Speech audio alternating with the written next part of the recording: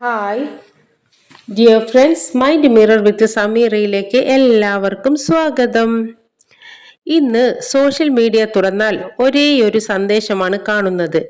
പ്രപഞ്ചത്തോട് ചോദിക്കൂ, അത് നിങ്ങൾക്ക് എല്ലാം തരും. അല്ലെങ്കിൽ രാവിലെ 10 പ്രാവശ്യം ഞാൻ കോടീശ്വരനാണ് എന്ന് എഴുതൂ, ജീവിതം മാറും. ഇതെല്ലാം സത്യമാണോ? അതോ നമ്മുടെ മനസ്സ് പ്രവർത്തിക്കുന്ന രീതിയെ തെറ്റായി മനസ്സിലാക്കിയതാണോ? ഇന്ന് വിശ്വാസവും ശാസ്ത്രവും തമ്മിലുള്ള വ്യത്യാസം നമുക്ക് ലളിതമായി മനസ്സിലാക്കാം. അതെ, ഇന്ന് നമ്മൾ അറിയാൻ പോകുന്ന വിഷയമാണ് അഫർമേഷൻ ആൻഡ് മാനിഫെസ്റ്റേഷൻ. മനസ്സിന്റെ ശക്തിയോ അതോ തെറ്റിദ്ധാരണയോ? ഫ്രണ്ട്സ്, നമ്മുടെ ബ്രെയിൻ നമ്മൾ പറയുന്നത് കേൾക്കുമോ? അതെ, നമ്മൾ ദിവസവും പറയുന്ന വാക്കുകൾ നമ്മുടെ ആത്മവിശ്വാസത്തെയും ചിന്താരീതിയെയും സ്വാധീനിക്കാം.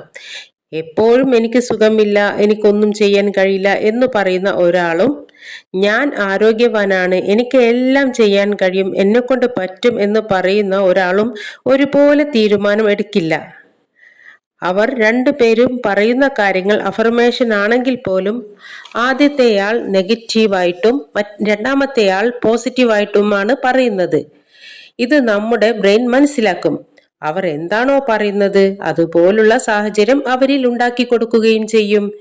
ഇതാണ് സെൽഫ് ടോക്ക് സൈക്കോളജി. ഫ്രണ്ട്സ്, നിങ്ങൾ കടത്തിൽ മുങ്ങി നിൽക്കുകയാണ്. എന്നിട്ട് കണ്ണാടിയുടെ മുന്നിൽ നിന്ന് ഞാൻ കോടീശ്വരനാണ്, ഞാൻ കോടീശ്വരനാണ് എന്ന് പറയുകയാണ്. പക്ഷെ ഒരു പ്രവർത്തനവും ചെയ്യുന്നില്ല. ജീവിതം മാറുമോ? ഇല്ല. കാരണം വാക്കുകൾക്ക് ദിശ നൽകാൻ മാത്രമേ കഴിയൂ. ഒരിക്കലും യാഥാർത്ഥ്യത്തെ മാറ്റാനാവില്ല. യാത്ര ചെയ്യേണ്ടത് എപ്പോഴും നമ്മളാണ് എന്ന്. പിന്നെ എന്താണ് മാനിഫെസ്റ്റേഷൻ? ഫ്രണ്ട്സ്, നിങ്ങൾ ഒരു ലക്ഷ്യം വ്യക്തമായി മനസ്സിൽ സൂക്ഷിക്കുമ്പോൾ ആ ലക്ഷ്യവുമായി ബന്ധപ്പെട്ട കാര്യങ്ങൾ കൂടുതൽ ശ്രദ്ധയിൽപ്പെടാം.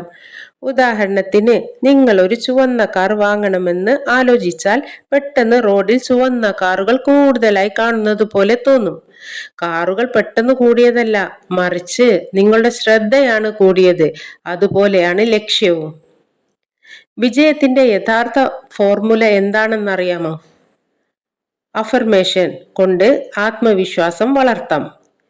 വിഷ്വലൈസേഷൻ കൊണ്ട് ലക്ഷ്യം വ്യക്തമാക്കാം. ആക്ഷൻ കൊണ്ട് മാത്രമേ ജീവിതം മാറ്റാൻ കഴിയൂ. കൺസിസ്റ്റൻസി ഉണ്ടായാലേ വിജയം നിലനിർത്താനും ആവൂ. ഇതിൽ ഏറ്റവും പ്രധാനപ്പെട്ടത് ആക്ഷൻ തന്നെയാണ്.